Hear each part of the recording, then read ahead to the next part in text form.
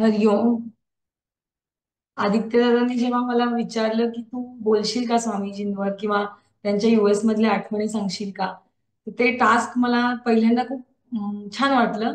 नंतर वाटलं की खूप कठीण आहे, कारण खूप वर्षामधलं काय सांगू काय नको असं व्हायला लागलं.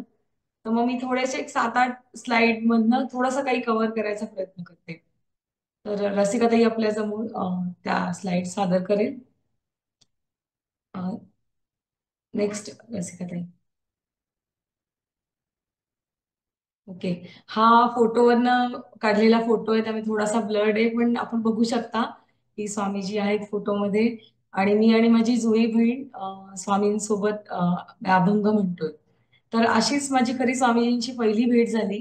यावेळेला मी साधारण 5वी-6वीत होते, पण जेव्हा पहिल्यांदा मी 3रीत भेटले, तेव्हा त्यांच्या माझ्यामध्ये घडलेला पहिला संवाद हा आम्ही त्यांना अभंग म्हणून दाखवला होता, ज्ञानेश्वर महाराजांचा असाच होता. आणि त्यानंतर मग ते सांगायचे ते खूप कळत होतं, पटत होतं किंवा आम्ही ते ऐकत होतो असं पण नाही. पण त्यांनी अभंग म्हटलं की म्हटलं की म्हणायचं असा घरचा नियम होता. तर त्यामुळे अभंग मात्र आम्ही म्हणायचो आणि लोक पण कौतुक करायचे. पण असं अशी पहिली सुरुवात झाली. म्हणजे अगदी सुरुवातीपासूनच शिष्य भूमिका वगैरे असं काही नव्हतं. हे खरं तुम्हाला खरं खरं सांगायचं तर कधी कधी मला खूप राग पण यायचा स्वामीजींचा.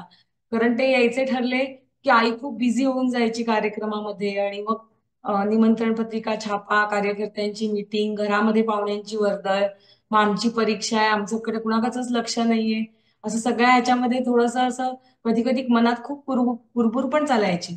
पण जसं स्वामीजी, असं मला अजूनही ते आठवते चित्र, की जसं ते आमच्या दारातनं आत त्यांची गाडी यायची, तसं मग मनामध्ये कालवा कालवंती पाहायला निर्माण व्हायची की अरे, ही कोणीतरी खूप मोठी ग्रेट व्यक्ती आहे आणि आपण फक्त आपलंच पुढे लादून असं मनामध्ये खूप कटकट जी करतो ती त्यांना कळत असेल की काय, असं वाटायचं.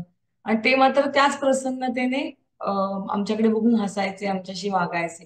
म्हणजे जेव्हा मनामध्ये त्यांच्याबद्दल खूप गुरुभाव नव्हता, त्यावेळी त्यांचं आमच्याशी असलेलं बोलणं चालणं तितक्याच प्रेमाने होतं जितकं नंतरही होतं.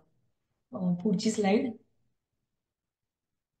अ, एकदा स्वामीजींबरोबर घरी दिवाळी साजरा करायचा योग आलेला. तर त्यावेळेला अ, हा पाडव्याच्या दिवशीचा प्रसंग आहे स्वामीजींना ओवाळण्याचा.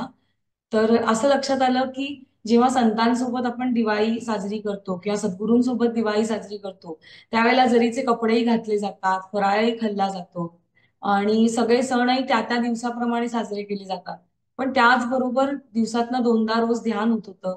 सकाळी मॉर्निंग वॉक होत होतं आणि त्यांच्याबरोबर गीतेचं लिखाणही होत होतं. तर ह्या पुढच्या चित्रामध्ये आपण बघू शकतो की सुरुबन जे आहे रत्नागिरीला, म्हणजे छान एक समुद्र किनारा आहे, त्याच्यावर आम्ही स्वामींसोबत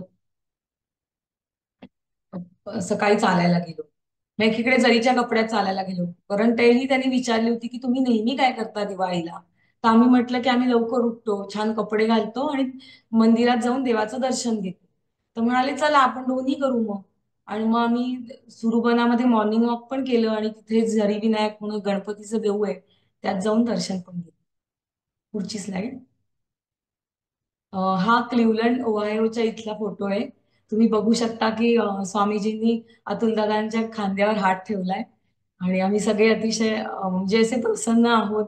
सकाळी ह्याच्या पूर्वी ध्यान झालेलं आहे आणि त्यानंतर मॉर्निंग वॉकला आलेल्याची ही वेळ आहे.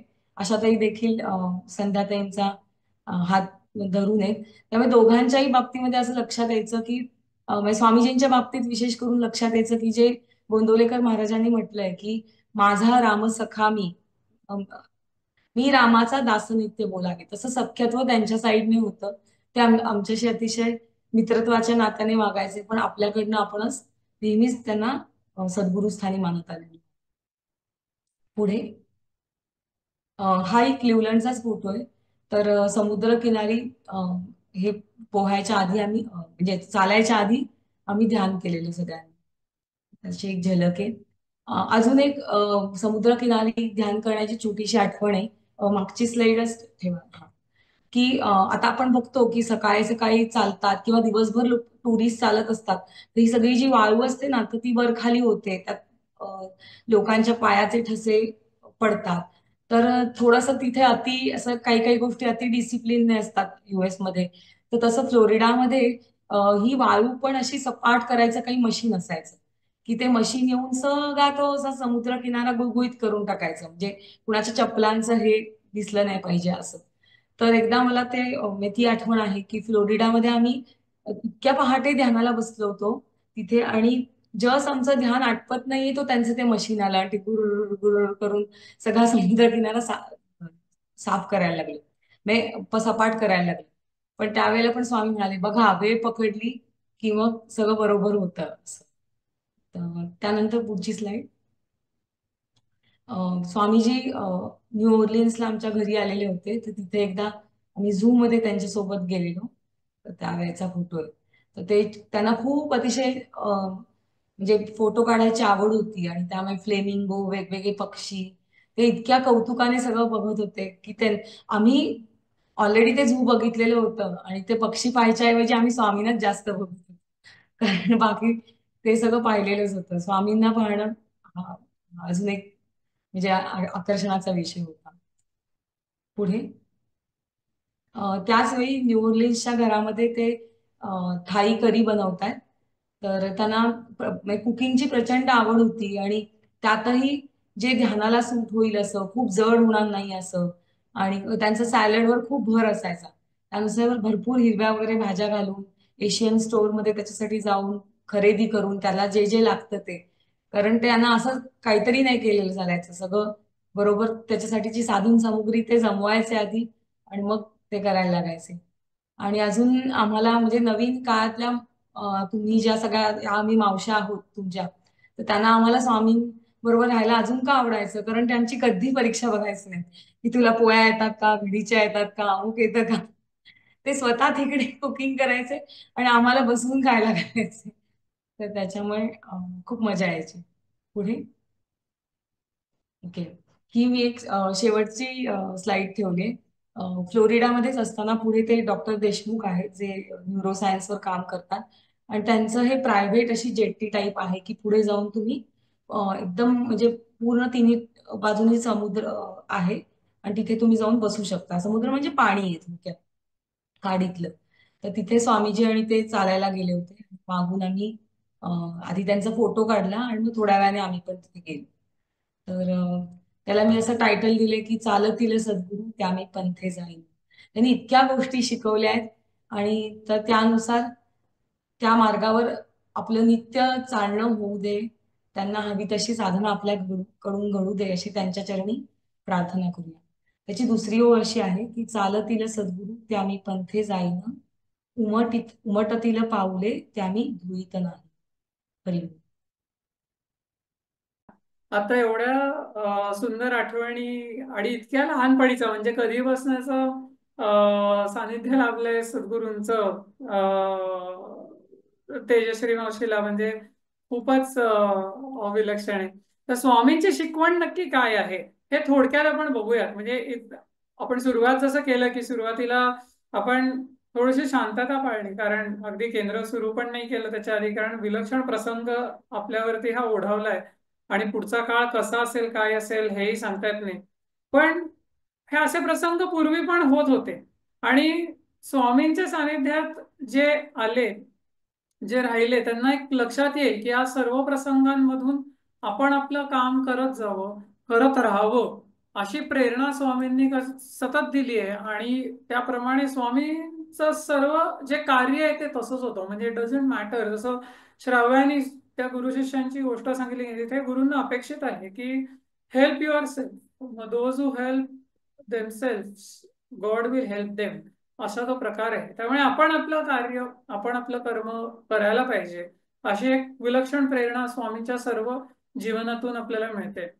तर विशेष भाग जो आहे तो म्हणजे हा स्वामींचं स्मरण करणं हा आहे. आणि त्याच्यामधनं जर स्वामींचं जीवनचरित्र सगळं बघितलं तर खूप मोठा स्ट्रेस स्वामींनी कायम म्हणजे इन्सिस्ट केलं की स्वतःला घडवलं पाहिजे.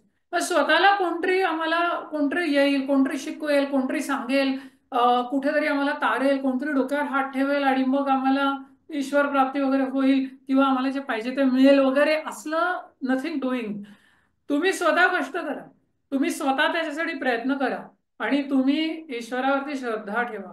पण स्वतः स्वतःला घडवा असं म्हटलेलं आहे. मी भगवद्गीतेमध्ये एक फार सुंदर उद्धरेत आत्मानम असं म्हटलंय, आत्मानम वसादयेत, म्हणजे हा श्लोक आलेला आहे आणि फार सुंदर आहे की तुम्ही जर खाली बघितलं राईट साईडला तर इलेव्हेंट युअर सेल्फ असं त्यांनी म्हटलंय. म्हणजे स्वतःचा उद्धार म्हणजे काय, उत्कर्ष करून घ्यायचा. म्हणजे quality of our mind should continuously increase and improve. आणि ते कोण करणार, ते आमचं जीवन कधीतरी बदलेल, त्याच्यामध्ये चांगले प्रसंग येतील, मग आम्ही हे सर करू.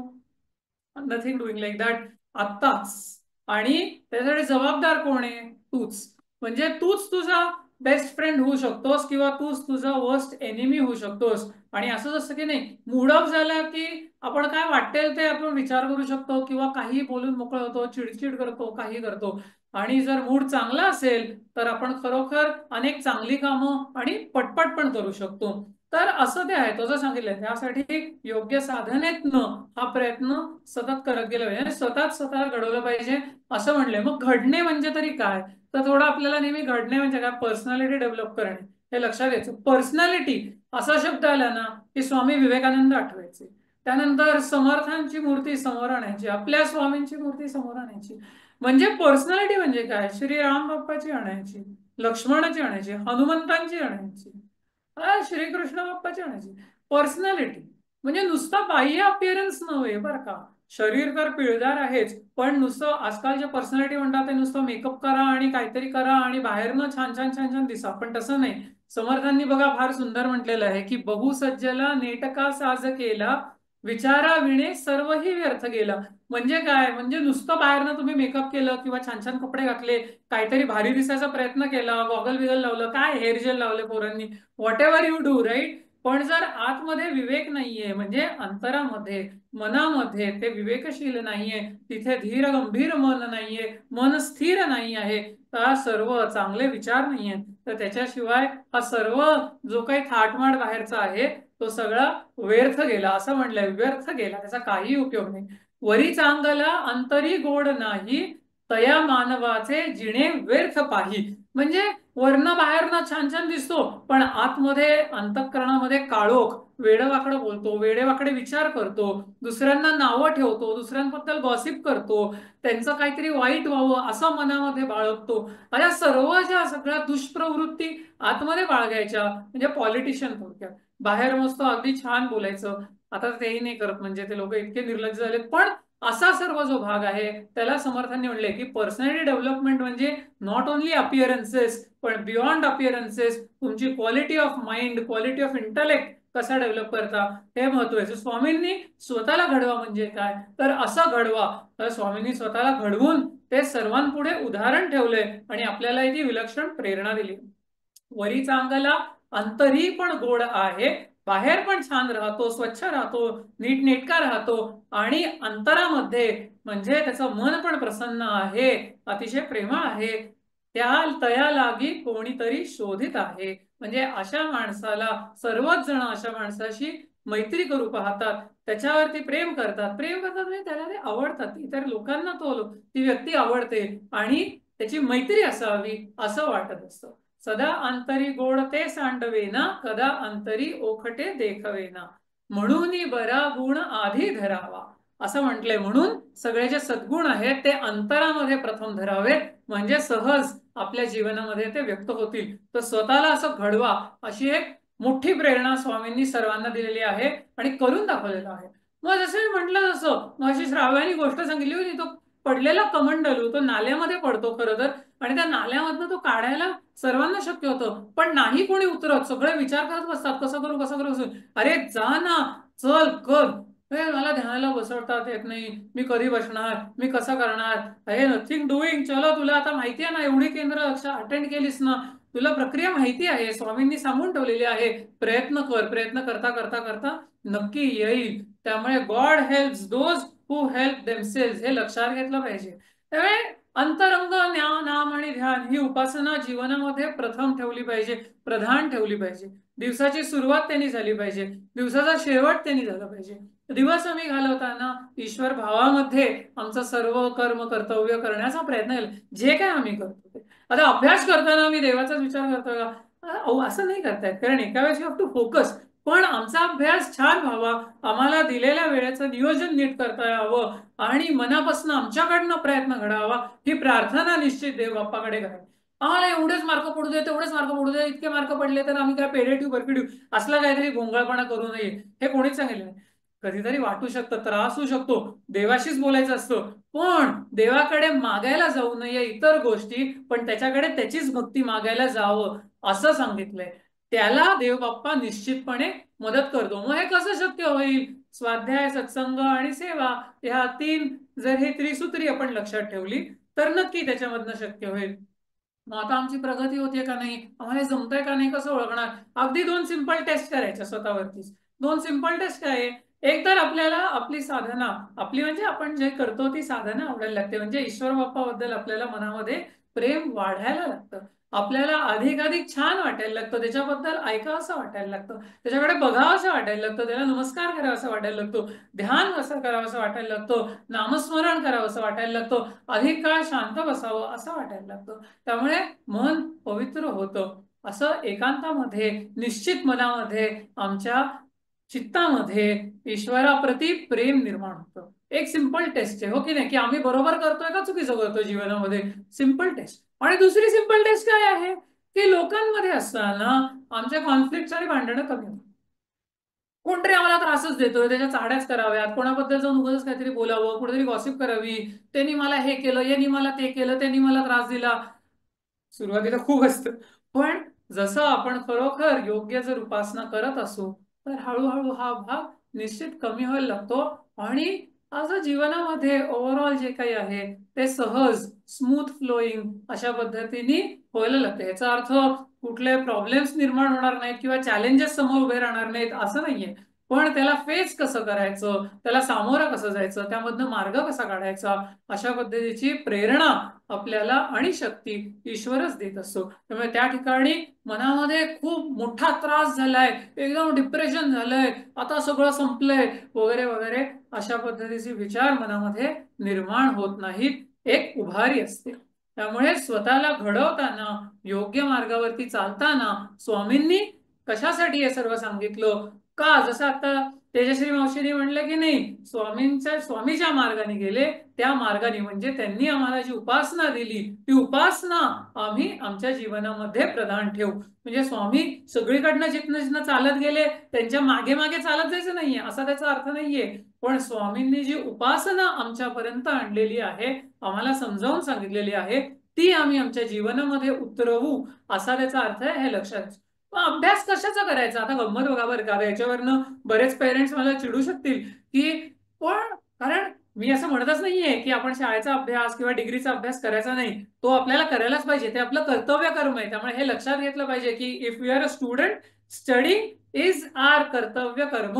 आमचा कर्मयोग त्यामधनच, आमचा मार्ग त्यामधनच आहे, यात काही शंका नाही. पण तो होणारच आहे, तो आम्ही करायलाच पाहिजे, ते अज्युम्डच आहे, ते आम्हाला ऍप्लिकेबलच आहे. पण अभ्यास जर आम्हाला खरोखर अंतरंगामध्ये शिरायचं असेल, समजून घ्यायचं असेल, तर स्वामींनी 2 मूळ प्रेरणा दिलेल्या आहेत. एक म्हणजे अध्यात्म आणि दुसरं म्हणजे राष्ट्रीयत्व. लहान आहोत, काय अध्यात्म अध्यात्म करता? अरे लहान मोठे सोडून द्या, अध्यात्म म्हणजे काय, फार मोठा शब्द घेऊन बसू नका. म्हणजे देव बाप्पाचा शोध कसा घ्यायचा हे आम्ही समजून घेतलं पाहिजे. त्याचा हळूहळू आपल्याला जेवढं समजतं तसा विचार केला पाहिजे. नथिंग रॉंग, लहानपणापासूनच करायला पाहिजे. त्यासाठी मोठे होऊ, म्हातारे होऊ, रिटायर होऊ, मग बघू. मगाशी बघितलं की नाही सुरुवातीला श्वेता मावशीने घेतलेल्या स्लाइड मध्ये, की पैशांच्या मागे धावता धावता, परिग्रह करता करता कधी जीवन संपतं आणि तो देह नष्ट होतो हे कळत पण नाही, त्याची सुरुवात आत्ताच झाली पाहिजे. त्यामुळे पूर्वी किती लहान असताना आश्रमामध्ये अभ्यासासाठी जायची मुलं, 6, 7, 8व्या वर्षी घराबाहेर गेलेली असायची आणि सगळ्या शास्त्रांचा, अध्यात्मशास्त्राचा अभ्यास चालू करायचे आणि संपून 16व्या वर्षी बाहेर यायचे. तसंच राष्ट्रीयत्व म्हणजे देशावरती प्रेम असतंच, आपल्या मनामध्ये आहेच, पण ते विशेष करून आम्ही समजून घेतलं पाहिजे. What is right, what is wrong. तुमच्या समोर, आमच्या समोर एक मोठा प्रॉब्लेम होता की आमच्यापर्यंत योग्य गोष्टी आल्याच नाही. आता तुमच्या सर्व समोर, मुलांसमोर हा प्रॉब्लेम निर्माण होणार आहेच आहे की योग्य गोष्टी काय आणि अयोग्य गोष्टी काय, याच्यामध्ये खूप सारं कन्फ्युजन सोशल मीडियाच्या माध्यमातून करण्यात येणार. त्यामुळे तुम्ही काय बघता, आणि त्यामधनं तुम्ही काय इंटरप्रेट करता, इथे तुमचं विलक्षण गोंधळ व्हायचे चान्सेस आहेत. तो होऊ देऊ नये. आणि त्यामुळे योग्य अभ्यास करावा, योग्य व्यक्तीकडनं ते समजून घ्यावं की हे सगळं काय आहे. स्वातंत्र्यवीर सावरकरांचं एक वाक्य कायम लक्षात ठेवायचं, असं स्वामींनी सांगितलेलं आहे बरं का. हे सगळ्या स्वामींनी दिलेला प्रेरणा आहे. काय सांगितलंय सावरकरांनी, म्हणजे आपल्या वीर सावरकरांनी, की देहाकडून देवाकडे जाताना मध्ये देश लागतो आणि त्या देशाचे आपण देणे लागतो हे विसरायचं नाही. देह, बॉडी, फ्रॉम आर बॉडी. आपला प्रवास काय आहे, आपलं अध्यात्मशास्त्र सांगतं काय, की आपल्या शरीरामध्येच आपल्याला ह्या देहाच्या माध्यमातून, देह मन बुद्धी, हो की नाही, बॉडी माइंड इंटेलेक्ट, याच्या माध्यमातून ह्याच टूल्सचा वापर करून आपलं मूळ स्वरूप म्हणजेच ईश्वर स्वरूप समजून घ्यायचं आहे, त्याचा शोध घ्यायचा आहे. शोध घेता घेता घेता ते प्रकट होईल असं शास्त्र सांगतो. स्वामीजींनी करून दाखवलेलं आहे आणि तोच तो मार्ग आपल्याला चालायचा आहे. पण हे सगळं करत असताना, देहाकडनं देवाकडे हा प्रवास चालू असताना, आपण ह्या देशाचं देणं लागतो हे विसरायचं नाही. आपल्या भारत मातेचं आपण देणे लागतो हे विसरायचं नाही. अध्यात्माचा अभ्यास करायचा तर कसा, मगाशी म्हणलं तसं सेवा, स्वाध्याय, सत्संग स्वामींचं वाङ्मय आहे अभ्यासाच्या दृष्टिकोनातून. संत वाङ्मय आहे, संत जीवनचरित्र आहे, त्याचा अभ्यास करावा. इतर नॉवेल्स आहेत, कादंबऱ्या आहेत, सगळ्या गोष्टी आहेत, काहीच हरकत नाही. पण समर्थांचं, समर्थ रामदास, त्यांचं रामदास स्वामींचं चरित्र अप्रतिम आहे. तुकाराम महाराजांचं अप्रतिम आहे. रामायणाचा अभ्यास करावा, वाचावं, महाभारत वाचावं. त्यामुळे ह्या सगळ्या गोष्टींचा अभ्यास केला पाहिजे. कृष्ण बाप्पाचं जीवनचरित्र वाचावं, त्यामधनं आपल्याला अनेक प्रेरणा मिळत राहतील. आणि स्वामींनी तर विलक्षण कार्य करून ठेवलेलं आहे, आपली केंद्र चालतातच, त्यामुळे त्या अनुषंगाने समजून घ्यावं, स्वामींनी सांगितलंय. आणि दुसरा जो आपल्या राष्ट्रीयत्वाचा अभ्यास केला पाहिजे तो म्हणजे आपले जे सर्व राष्ट्रपुरुष आहेत, हे जे रस्त्यांना नावं दिली आहेत, फक्त गांधी नेहरू हे राष्ट्रपुरुष नव्हे, हे सोडून देऊ, त्यांच्याबद्दल आपण बोलायला नको.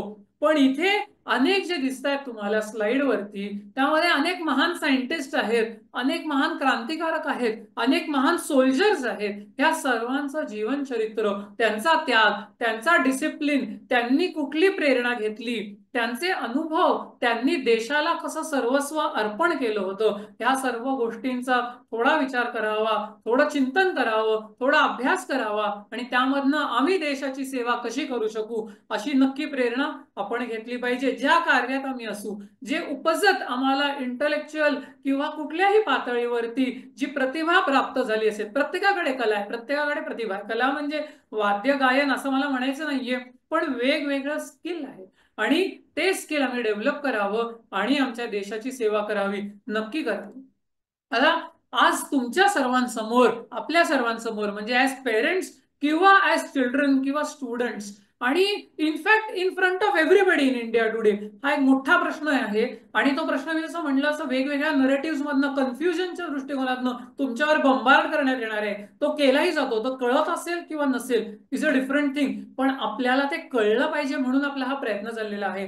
तर कोणी तुम्हाला येऊन राम राम म्हटलं उद्या शाळेमध्ये, तर एकदम तुम्ही चेहरा वाकडा करा.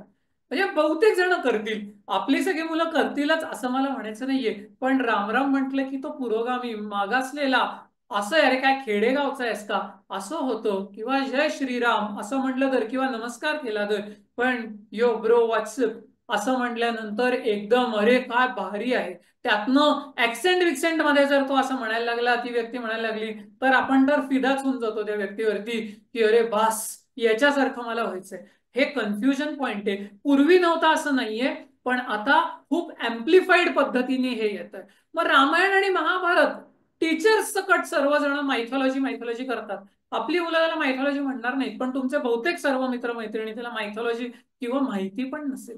ही परिस्थिती आहे आणि सडनली त्यांना अव्हेंजर्स, एंड गेम वगैरे रियालिटी वाटायला लागतो. हा भ्रम आहे, हे लक्षात घेतलं पाहिजे. यामध्ये मनुष्याचा विकास नाहीये. फार सुंदर पद्धतीने अव्हेंजर्सची सगळी सिरीज त्यांनी तयार केली असेल, पण it is all fiction. Fiction will only help you get entertained. Fiction might give you jobs, fiction might give you money, पण fiction will not give you peace of mind and happiness. हे लक्षात घेतलं पाहिजे. You have to study your own history. So mythology म्हणून त्याच्याकडे बघायचं नाहीये, इतिहास म्हणून रामायण आणि महाभारताकडे बघितलं गेलं पाहिजे. त्या अनुषंगाने आपण त्याला समजून घेतलं पाहिजे. अनेक महापुरुष आपण म्हटलंच त्यांचं जीवनचरित्र, पण आपल्या सगळ्या शालेय पाठ्यपुस्तकातून क्रमातून काय आलेलं आहे? औरंगजेब, टिपू सुलतान, मुघल, आपल्यावरती झालेली आक्रमणं. अरे भारताच्या 60-70-80 हजाराच्या इतिहासामध्ये एक 300-400 वर्षांचा काळ असेल जेव्हा ही आक्रमणं झाली, त्याच्यात सुद्धा या लोकांना काहीही भारतभूमी सर्व काही व्यापता आली नाही. अनेक पुढे खंडणं झाली भारतभूमीची वगैरे, हा सगळा भाग आहेच, पण त्याची कारणं काय आणि कोण यांच्या विरुद्ध लढलं, काय ही संस्कृती आहे हे समजून घेतलं पाहिजे. वेस्टर्न गोष्टी आपल्याला सगळ्या अट्रॅक्टिव्ह वाटायला लागलेल्या आहेत आणि इंडियन म्हणजे भारतीय ज्या आहेत त्या फिबल आहेत, डर्टी आहेत, अशी एक समजूत मनामध्ये तयार केली जाते. गेल्या 7-8-10 वर्षांमध्ये हे रिव्हर्ट करण्याचा, म्हणजे हे असं होऊ नये म्हणून मोठा प्रयत्न चाललाय, पण तितकाच मोठा प्रयत्न हे असंच व्हावं आणि याहून अधिक व्हावं असा पण चाललाय, हे लक्षात घेतलं पाहिजे. तुम्हाला पुस्तकांमध्ये आता 8वी 9वी 10वीच्या पुस्तकांमधनं इथे एक स्लाइड मध्ये चित्र दिसेल, ते तुम्हाला दिसतंय तसं तिथे तो नांगर आणि त्याच्यानंतर तो क्रॉस असं जे आहे, तर तो जो प्रकार आहे तर ते कम्युनिझम असा एक मोठा भाग तुमच्या मनावरती बंबाड केला जातो.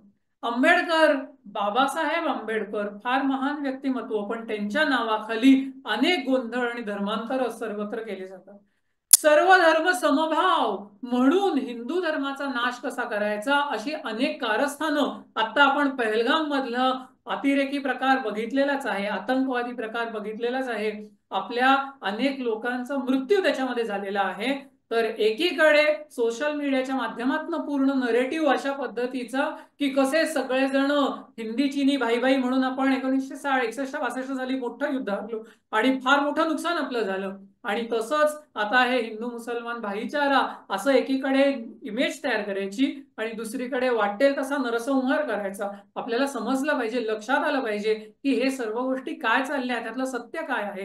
ही प्रेरणा स्वामींनी आपल्यापर्यंत आणलेली आहे, पोहोचलेली दिलेली आहे. आपण अभ्यास करावा, थोडं समजून घ्यावं. त्यामुळे प्रयत्न काय चालू आहे की आपल्या देशातल्या मुलामुलींमधलं अध्यात्म जे आहे, राष्ट्रीयत्व जे आहे ते सुप्त राहावं. सुप्त म्हणजे काय? स्लीपिंग स्टेट मध्ये राहावं, कम्प्लिटली अस्लीप, ते वरतीच येणार नाही आणि हळूहळू हळू त्याला in it sleep only kill it, त्याचा नाश करावा, अशा पद्धतीचा एक मोठा प्रयत्न चाललेला आहे. पण आपण तो होऊ देऊ नये हे लक्षात घेतलं पाहिजे. स्वामीजींनी ही मरगळ आमच्यामध्ये येऊ नये यासाठी आम्ही अखंड उपासना केली पाहिजे. ह्या देवाला, ईश्वराला घट्ट पकडून ठेवले पाहिजे. शुद्ध अध्यात्म मार्ग जो आहे तो समजून घेतला पाहिजे. संत जीवनांचा अभ्यास केला पाहिजे. धर्म कार्यासाठी, धर्म म्हणजे काय, इथेच विलक्षण गोंधळ आहे, पण सत्याचा शोध ज्याला म्हटलं जातं त्याला अनुसरून जे कार्य आहे, ईश्वराचा शोध त्याला अनुसरून जे सर्व कार्य आहे धर्म कार्य आहे. राष्ट्र त्याचाच एक अंग, राष्ट्र हे त्याचंच अंग आहे. राष्ट्र कार्यासाठी जीवन समर्पित आम्ही कसं करू शकतो, आम्ही राष्ट्रासाठी काय करू शकतो, आमचा खारीचा वाटा आम्ही उचलला पाहिजे. अंतरंग ध्यान आणि नाम उपासना ही रोज आमच्याकडनं झाली पाहिजे प्रसन्न अंतःकरणाने, अशी प्रेरणा स्वामीजींनी आपल्यापर्यंत दिली आहे. आपण कसं बनावं, तर स्वामीजींनीच आम्हाला हे शिकवलं आणि समर्थांनी हे सांगून ठेवलंय की सत्शिष्य बनावं. मग सत्शिष्य म्हणजे काय, तर मुख्य सत्शिष्याचे लक्षण सद्गुरु वचनी विश्वासपूर्ण अनन्य भावे शरण, त्या नाव सत्शिष्य. म्हणजे अतिशय मनोभावे तो सद्गुरूंचं जे वचन आहे, म्हणजे सद्गुरूंनी सांगितलेली उपासना असं आपण लक्षात ठेवूयात. त्या उपासनेला धरून त्यालाच प्राधान्य देऊन ते समजून घेऊन त्याचा अभ्यास करून करता करता करता तो स्वतःला घडवतो आणि जीवनामध्ये सद्गुरूंनी दिलेली ही सर्व प्रेरणा घेऊन तो पुढचा प्रवास करत राहतो. हे लक्षात घेतलं पाहिजे. अशा पद्धतीने आम्ही सत्शिष्य होण्याचा प्रयत्न करावा. अशा सर्व प्रेरणा आणि शिकवण आपल्या स्वामींची आपल्यापर्यंत आलेली आहे. नक्की प्रयत्न करावा. हरिओम तत्सत.